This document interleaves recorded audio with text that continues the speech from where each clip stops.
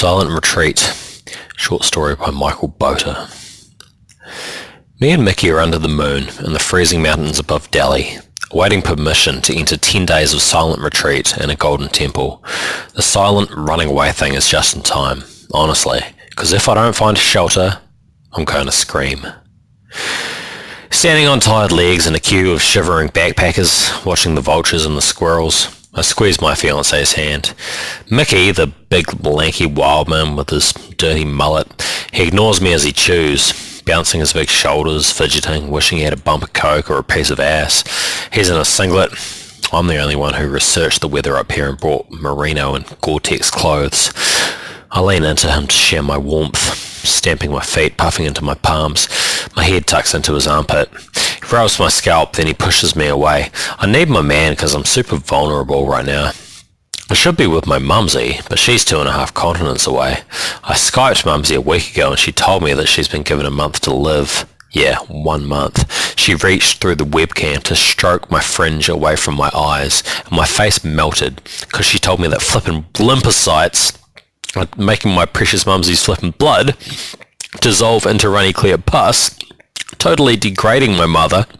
All of this while me and Mick are having the time of our lives romping around Asia. Unfair doesn't even begin to describe it. God, my mumsy is a saint. My mumsy catches spiders with a tumbler and a piece of paper and shakes them out the window. My mumsy puts music on for pot plants. She's been a primary school teacher for 39 years, on her feet for 6 hours a day. She's only just gotten her pension. And you know what that jerk in the sky gifts her? Fucking leukemia. No words in the universe can express my frustration. So here we are, beginning 10 days of vipassana so I can at least learn to control my feelings. Dhammasalila Vipassana Centre of Light is a group of concrete huts painted gold with a quiff of snow piled on some of the domes.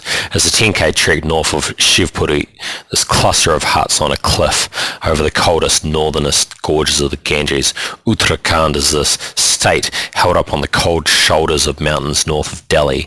The Beatles hung out here apparently. Did they last 10 days? Me and Mick have to last 10, though I'm not sure if this induction counts as a day since it's 6 o'clock in the morning. It's actually rather important to have control over precisely when this experience will conclude, because I'm expected to telephone Mumsy and Bolton as soon as I return to civilization, and I would return a lot sooner if these silly volunteer henchmen guarding the door would let us get on with it. The Sahayaks, as the volunteers are called, the Sahayaks are half a dozen pimply Indian young men in button-up shirts. They take their job way too serious. They roam the line, reminding people in accented English that this is a non-denominational centre. Religious symbols must be put away. I see this Malaysian-looking girl unfasten her headscarf and fold it up. Some Sikh guys shake their heads and trudge back down the driveway. My silver cross necklace, that goes in my pocket. Keeping 100 French and Germans and Japanese standing still on stone steps with heavy luggage while the sun rises over the gutter walls is part of the Vipassana spiritual journey, apparently.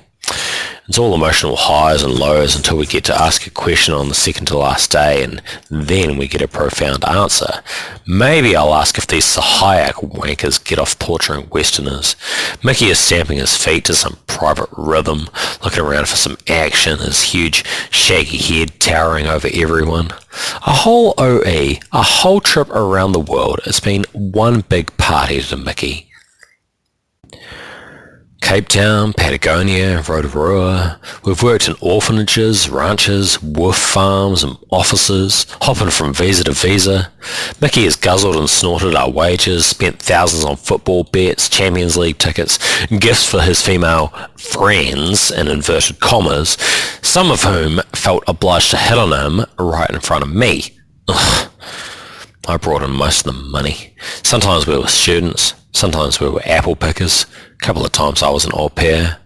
Mickey got us deported out of Monaco for weeing in the street and filming the snake of urine wriggling downhill. Go, piss, go! I told him he was a foolish child. He got in a tizzy and he embarked on Operation Globetrotter, having little affairs in 4 or 5 countries, 4 or 5 jobs, Sri Lanka, Agra, Nepal. And now we're here. We're engaged to be married a month from now, once our troubles are behind us, and oh, hurrah, the line is finally moving, shuffling away from the sucky world outside, away from all the friends criticising me over Facebook for sticking with Mickey, away from my mumsy's limp voice and wet cough, and letters that smell like her. We file inside this concrete temple painted white, decorated with pollen, bunting, prayer flags, pink and gold paint. A cow watches us enter, chewing a stick. We settle on a floor of flagstones polished smooth from 100,000 bums. We face the front like kindergartners, adjusting our spines. This one Norwegian-looking girl, a metre away from me, has hair as bright as a light bulb and sharp breasts. Mickey shunts his bum away from me and he whispers something to Miss Pointy Tits, and I'm about to break my silence to interject when a Guruji shambles out of some side passage and hauls himself atop a cushion on top of a barrel. He's a little Indian man with a black afro scorched white. What he wears is a 3-piece suit that's wide around the shoulders. The cuffs of the suit jacket are too long, but he's by far the neatest dressed here. I spy the gold links of a pocket chain. He also has gold circlets around his long white wizard beard, and he has gold rings on his fingers. Jeepers, considering all the gold our money is sponsoring, there better be a good breakthrough at the end of this thing. 10-day silent retreat, we'll see. Parking themselves in positions around the hall, Guruji's Sahayak helpers drizzle their hands downwards. They give us the shh gesture, although they make zero sound. The rules that we've agreed to are no talking, no mime, no sign language, no reading, no writing, no texting. So anyway, our Guruji launches into a monologue, rubbing his heart and smiling. He has a poster of himself behind him explaining his name, which is Gigi Nirmal, Escort to Peace. I'm amazed that the people down the back can hear his subtle, moist voice, the clacking tongue, the tiny emphasis on every fourth word. He's telling us to scan our bodies to identify what pain we're going to address over the next 10 days. I'm turned to Mickey more than myself, because what Mickey has gone and done is Mickey has pulled his big, sweaty brown bear paw off my buttermilk hand, and he's leaning towards the Nordic-looking woman. Yeah, Miss Pointy Tits, about to stray again, the bugger. You know, we went to Antarctica on this protest boat and he managed to pull this girl from flippin' Korea who didn't even speak flippin' English. Mickey's always been my rock though. I used to be fat. He gave me a chance to improve myself. I still have my stretch marks. I'll forgive him 1,000 times. Anyway, I try to listen to the front, try to get my 2,000 euros worth. I pay for Mickey to attend. Okay, I paid. So he really ought to get his money's worth too. And, you know, it's not as if our relationship will automatically heal and this is some hotel. What we have to do during this 10-day vipassana thing is we have to sleep in separate male-female dorms. I need to let him go for the next week and a half. He'll come back a better man, surely. You know, it's agony at first, listening, straining, feeling the sulphur in my throat, stinky hungry breath, sore vulva, petrified thighs. I'm quietly trying to keep track of the time. I guess our Guruji has been talking for 90 minutes by counting one Mississippi 60 times a minute, 60 times an hour. What we do is we pass the 2-hour mark, no break, and I keep losing track, but judging by how the sun has baked the blue night away, we're 3 hours deep into noble silence. Guruji hops down off his barrel, reminding us we're allowed to prepare a single essential question for the afternoon before we leave. Yeah, I know what I'm going to ask. I'm going to ask why my life is amazing while Mumsy life has broken down, and which God I can scream at about that. I am in Mumsy's arms. Her frizzy Christmas jumper tickles my nose. Her boobs warm my face She carries me like a basket down the hall from the Christmas party where I've fallen asleep, watching telly with a coat for a blanket. Cry of agony. Squealing car tyres, fingernails on a blackboard, the dream disintegrates. Someone is bleeding for help. Roosters! That's all. You're on a farm on top of a mountain, girl. You paid to be here. You, far from Christmas. Get up, get hurt. God's unhappy with you. That's why he's taking Mumsy, and this discomfort is a lesson. You'd better listen. Oh, you better listen. With finger gestures and tilted heads from the Sahayaks, my tribe of sleepy backpackers is invited to shuffle in our pajamas and singlets towards the temple. The air is cloudy, the air is wet. Someone is chasing a stray goat. My teeth tremble. Men file along the path first, women after, and I intentionally step towards Mickey, hoping to brush against him. Although I notice he is preoccupied with some Russian-looking boy, and he has his fingertips under the Russian's nostrils, and the boy is smelling Mickey's fingers for... Oh, damn it. Mickey, you absolute knobhead. Mickey has fingered that light bulb-haired harlot, presumably. I sidle up to him, I kick his ankle. Mickey makes a show of squishing a mosquito on his hand, and then he winks at me and wipes his fingertip on his shorts. After a long sitting session with another unending speech, this one describing the life of a breath, we have a lunch of porridge and jam at wooden trestles in the dining hall. Everybody winces, trying to adjust their spines and tailbones. As soon as everyone has had a bowl full of prison food, the Sahayaks beckon us out onto the lawn. Geese mutter and waddle away. Guruji Nirmal leads us in a long, sprawling tour across the estate. A flock of 100 of us, corralled by the Sahayakon, keeping us in line, while Guruji, wearing a white suit for a change, points to the sky, the mountains, and talks about the atmosphere. There are thin paths, which are sometimes just planks of wood over springs of cold water, murmuring between the pebbles. Out the back of the farthest corrugated iron shack, I can see there is a dull grey glacier. Apparently China is 3 passes over. You can see its mountains if you climb the cherry tree. I turn to Mickey. Glacier, honey, how cool is that? A Sahayak puts his hands on my shoulder. It's a gentle scolding. Silence, Amelia. Don't waste your words. Around noon, we're sent out across the fields to collect firewood, to bundle hay, to pluck handfuls of spinach. We sweep the cobwebs out of sheds, we scrape moss off the bridges. This place is the size of a small country. I listen to the birds talk. I watch a rumour of wind run through the wheat, cicadas chatter in the trees. Later we return to the stone floor. Guruji is demonstrating how to swallow food more slowly each time we eat going forward. He strokes his fancy soup buttons as he mimes, ingesting a spoonful of imaginary porridge, chewing like a baby. It is insulting. It is demeaning. I pick up Mickey's hand for a sympathetic squeeze, but he pulls out of it. Looking across his big chest, I can see he's busy with his pointy-titted side project. Ugh. The two of them are giggling discreetly into their cupped palms, trying to duck the attention of the Sahayakon. Probably they sneaked out of their dorms for a midnight rendezvous. God, Mickey is a bastard.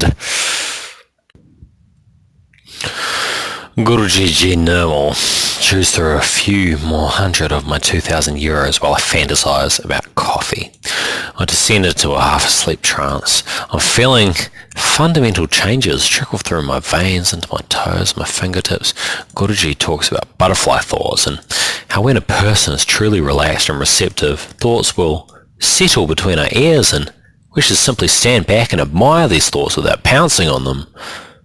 A thought is merely a thought, Guruji Nirmal tells us. A thought is not an order, nor is it a command. My rotunda, July 15, 2020. My bridesmaids, Jasmine and Ashley and Thea, the catering, my chocolate cheesecake with truffle butter. A thought has no substance, a thought is made of wind. The thought that settles on me is the little receipt with my bank balance. Mumsy's 15,000 bloody quid. She popped into Western Union saying she couldn't use it. But Mumsy, you can't talk like that. You can't give up, Mumsy. I need you. You're my mum. My children, blow on the butterfly. Let this butterfly light into the wind and drift over to China. I listen to the air flow in my nostrils, and out and in. Mumsy's laughter, unwrapping the photo frame I made her with popsicle sticks and glue, Spice Girls on the stereo, Iraq on the TV. I hear the engine of my heart. I watch vultures climb columns of warm air. Mumsy fainting on the far end of the phone, dialing an ambulance from 80 countries away. I hear the crick of Mickey stretching some cartilage. I hear the gloop of blood swimming through my arteries. My pulse vibrates in rhythm with the cicadas chirping in the bamboo. I smell the salt leaking from my man's armpits. Whatever's not quite right with my Mickey, we will mend it. Couples therapy. Spend the last of Mumsy's money stifling the animosity. Time is a river, children. Dip a toe. Let your consciousness flow. Do not stick a stake in the riverbed. My river, the wharf, ebbing past the abbey, cool bronze, liquid shade, stinking summer, lawn baked brown. My river, the wharf, ebbing past the abbey, cool bronze, liquid shade, stinking summer. Yeah, lawn baked brown. My mumsy is excited that exams have ended and she gets to hang out with me, not realizing I only want a boy. I can't have an old lady killing my cred. Mumsy yanks her dress over her head. She runs, cream knickers, faded bra into the river, and I'm aghast with embarrassment. But no, there are couples, there are families, there are toddlers all piling into the river under the spell of the Bolton Priory ruins looking over us, and I'm still refusing to go in. I'm far too cool, Mum. I have to bury myself under the picnic blanket and text back this crazy Irish boy I met at this disco, and Mumsy hauls her wet laundry body out of the river with a whoosh of dripping hair, her eyes stretched with glee, and she's collected water in her dress like a dribbling bucket, and she dumps water all over me, and I scream, "You slag, you almost got my phone wet," and she's trying to drag me into the wharf, and I can't help laughing and scratching and fighting, and she forces me into the river and dunks my head under, and I'm sure amongst the golden olive bubbles, I'm sure I spot a stickleback and a flurry of tadpoles, little beads of joyous life to match the happy miracle of Mum. We should be like a river. Actually, yeah, Derren Brown said that weirdly on one of his specials. Derren Brown, mentalist philosopher, yeah, his show used to come on after Friends, and I always wished my relationships were like Rachel and Ross, and that weird coffee guy who's obsessed with Rachel who looks a bit like an albino Derren Brown. That's right, I remember his specials about the power of the mind on TV as I watched the screen upside down on the sofa out of one eye, texting the ape man from Moonbag, whose boat was ashore, who needed a bed for the night, telling him my bed was his and I would leave the back door unlocked for him. Yeah, Derren Brown talking about the Stoics, and my mumsy putting down a nice cup of tea and asking me if we'd studied the Stoics in Greek, and me responding with a pff, blowing my fringe out of my eyes. This ancient Greek grandpa called Seneca, or was he Roman? No. Surely Greek. Yeah, he said you should envision losing everything you love to make you more appreciative. Picture your house being burgled, and you will appreciate your assets more. And envision Mickey being run over by a tram. Picture me howling sorries in the street. Imagine Mumsy's eyes closing forever, her funeral, and everything that she carefully collected summed up in a so-called estate, her teaching pension, 100 grand, all for me. Money that I'll take to a bioresearch company in Oxford and beg them to clone my mumsy back from that clump of hair I picked up off the bathroom floor when she could pull her hair without scissors, the hair I've always kept in my purse in a suitcase, in a locker, in a temple in the Himalayas.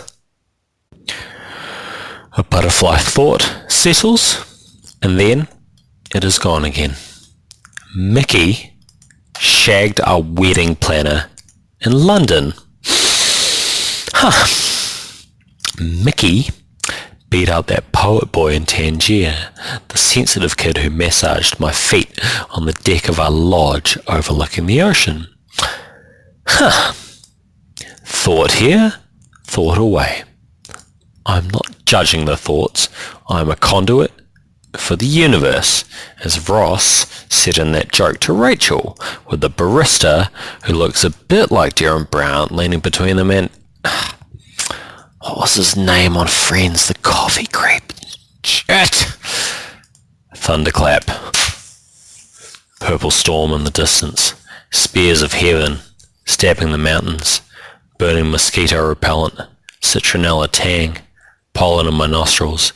The tickle of a cockroach running up my leg. Swallowed shriek. I hold the wriggling roach up against the sun. Its body is bronze. I look through its wings. They turn the sunlight gold. A voice coming from the cassette player on the barrel beside Guruji is telling me to think of my nostrils as passages from heaven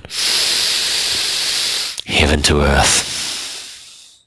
Breathe the infinite into you. There is no life without breath. Controlling other human beings doesn't matter. Money doesn't matter. Food, sex, sports cars, mobile phones, sitcoms with gorgeous New York singles sipping coffee and laughing, all pointless detail without breath. Stop doing everything in life except breathing, Amelia. That's it. What we eat is rice and dal and ghee-fried vegetables for dinner. It is all delicious. It is all desperately needed. I try to hold each vegetable on the tip of my fork and appreciate its green, its yellow, its orange, although I am starving too, and I gulp it down. My senses have become sharply attuned. I listen to my stomach needing the food. Steaming lentils being slopped into little bowls, and we're given plastic jugs of water decorated with frangipani. Mickey bends down, gives me a quick peck on the cheek before going over to sit with the good-looking people. I appreciate his tiny gesture. I have resolved to tuck my ego away. In my dormitory, I sleep next to the Nordic beauty with triangle tits. Everybody sleeps easily, except Miss Norway. I listen to the tiny slap of her feet on the concrete as she creeps to the toilets to suck my fiance's diddle while I stroke my boring brown hair. Days pass. Days of roosters, cold bucket showers, porridge and potatoes for breakfast, mushy soup, sweet tea. I pass Mickey in the food hall. He tries to high-five me like I'm some comrade.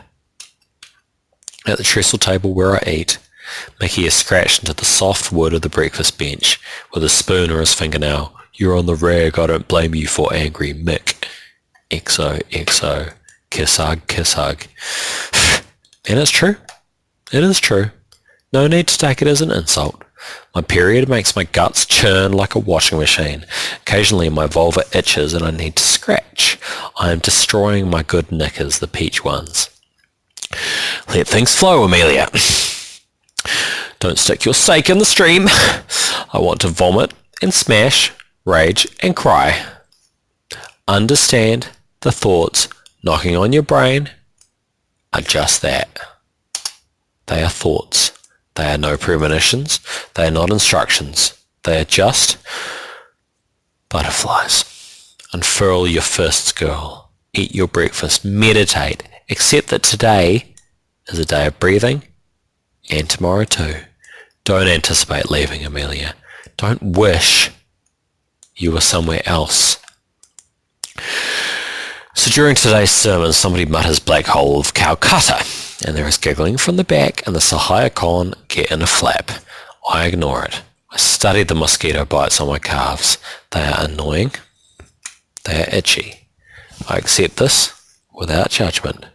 Just as cows are a source of food for me, so I am a source of food to a tinier life. A big old cowgirl. You can ride me sometime if you want, Rach. Canned laughter. Who said that? Oh God, it was on Friends who said that line. Jennifer Aniston's in Central Perk coffee shop and she's talking to... Shit, who's she talking to? Who's the interlocutor? Interlocutor, yeah, that is a word I haven't used since I took Law 101 8 years ago. What the heck was that barista guy called? Jeff? Gareth? Seriously, bro, you gonna fail me now? It's on the tip of my tongue. Back to the 90s when I used to rest my head on Mumsy's lap. Y2K, 9/11, Gulf War II, Seinfeld, Frasier, Ally McBeal, ER, Ross, Rach, Monica, Chandler, Phoebes, Joey, and... God, what's his name? All those outstanding minor characters like shit, white hair, serious guy, Chandler. No, that's been taken. Ugh. Buried in the back of my brain is a video of me and Mumsy wearing Celtic promise knots. Our gran, you see, our gran was from a farm in a valley crag between two cliffs outside Donegal, and she would take Mumsy there when Mumsy was my age to learn the ladiness. I can feel Mumsy's callous palms as she comes behind me, teaching me how to tie a Celtic heart knot to capture my love, sealed with a rhyming spell. I promise I will find a man broad of chest and strong of hand, my husband faithful never strays. I boil the beans, he rakes the hay. Oh gosh, I can barely keep up. She has passed. A voice says, yeah, your Mumsy. She's dead. Just now. Today. A red light glowing in my brain. An urgent message from across space. I beckon a Sahayak aside and I whisper that I am pretty sure I need to phone my Mumsy. In Rishikesh there is being telephone, he says. You may leave. You are walking and this bus it is taking you. I ask for my suitcase. I go to my room. I sit on my mattress. I pull my knees up against my chin. What's a suitcase? A stone on wheels that I choose to drag around for €4,000. Cancer Research UK treats women to late life pampering. Women are matched with top quality wigs made from real human hair. My Mumsy who had to throw away dresses that kids spilled ink on. My Mumsy who was sworn at by fucking council estate rat people when she dropped off their homework after hours. My Mumsy who could have gotten her nails painted with the money I paid for this place. She could have had a Thai girl file the corns off her feet. She could have had cocoa butter rubbed into the grey flesh of her forearms. The money could have made her a queen. Before she died, things that we hold to be top of importance, life or death, you know what? They are only as important as rainfall, or the drop of a rotten branch, or a feather fallen from a vulture. So I cry until I'm dry. Then I return to the meditation hall. A rooster pierces my dreams. My spine complains. The cold stones prick my feet. Today is not a day of Mississippi's. Today we are allowed to line up and one by one ask Guruji the most important question in the universe. Our lives are jigsaw puzzles. Restore the missing piece. Our lives will be complete. When I made him put that ring on me in Corfu, did Mickey really promise to be faithful? Or did I only imagine it? Did my Mumsy lie about how long she had left to live? Or did I mishear her because I was preoccupied with Mickey? He is ahead of me in line. That man of mine is. Mickey is asking Guruji for... Oh, seriously, Mickey. Asking Guruji for the email address of that pretty girl. I'm astonished that the help is actually bringing it out to him written on paper. Mickey high-fives the cool kids in line as he passes. Actually, I'm not astonished. You know what? He has shamed me, and yet he is not. I let emotion pass through me without sticking. He sees that I'm not high-fiving him. He pauses his celebrity tour. We'll catch up soon, darling, he whispers all confident. We'll have a heart-to-heart. We'll fix things between us. I ignore him. I shuffle up another few flagstones. 39 people have gone before me. There will be dozens after. I am a drop in the ocean. Unimportant. I have to ask you something, Guruji. Please, child. This is your chance, Amelia. Ask.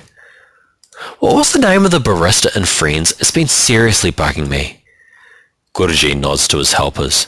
They disappear into an office. They return within 30 seconds with the name written on refill paper. Gunther! Thank you! I float away, full of helium. Mickey finds me at the back of the line. Babe, I'm thinking after this we'll book train tickets to... Mickey! Shut the fuck up!